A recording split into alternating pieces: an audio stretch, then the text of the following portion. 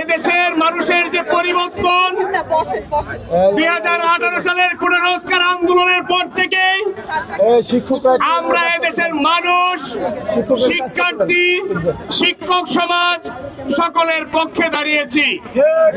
আপনারা যদি দেখেন আমাদের পার্শ্ববর্তী দেশ ভারত সহ উন্নত বিশ্বের প্রত্যেকটি দেশে শিক্ষকদের বেতন কাঠামো সবচেয়ে বেশি, কিন্তু আমাদের বাংলাদেশে শিক্ষকদের বেতন কাঠামো হচ্ছে সবচাইতে কম।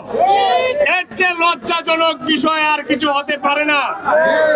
আমি একজন শিক্ষকের সন্তান হিসেবে এই সরকারের কাছে দাবি জানাচ্ছি, আমার সম্মানিত শিক্ষকরা যে সকল দাবি নিয়ে এখানে অবস্থান করছেন তাদের দাবি সসম্মানে মেনে নিয়ে তাদেরকে তাদের শিক্ষা প্রতিষ্ঠানে ফিরে যেতে সহায়তা করবেন এই বলে আমি আমার বক্তব্য শেষ করছি। ধন্যবাদ সবাইকে। আমি ভিপি নূর ভাইকে একটু স্মরণ করায় দেওয়ার জন্য বলছি, আমরা 20% বাড়ি ভাড়া চাই। এই 20% বাড়ি ভাড়া, 1500 টাকা মেডিকেল ভাতা, আর 75% শুধু কর্মচারীদের জন্য, শিক্ষকদের জন্য নয়। এই তিনটা দাবিতে আজ 9 দিন কিন্তু আমরা এই শহীদ মিনারে অবস্থান করছি।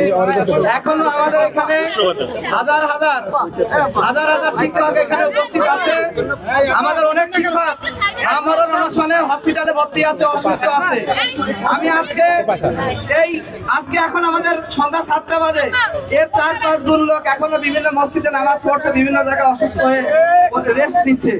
আমি ভিপি নূর ভাইকে অনুরোধ জানাবো এই জনসমুদ্র থেকে, আপনি নিজে প্রধান উপদেষ্টার সাথে কথা বলে, আমাদের শিক্ষা উপদেষ্টার সাথে কথা বলে অবিলম্বে আমাদের দাবিটি যাতে সরকার মেনে নেয় এবং আমরা ক্লাসে ফিরে যেতে পারি, এই অনুরোধ আজকের এই জনসমুদ্র থেকে আমরা ভিপি নূর ভাইকে করতে চাই।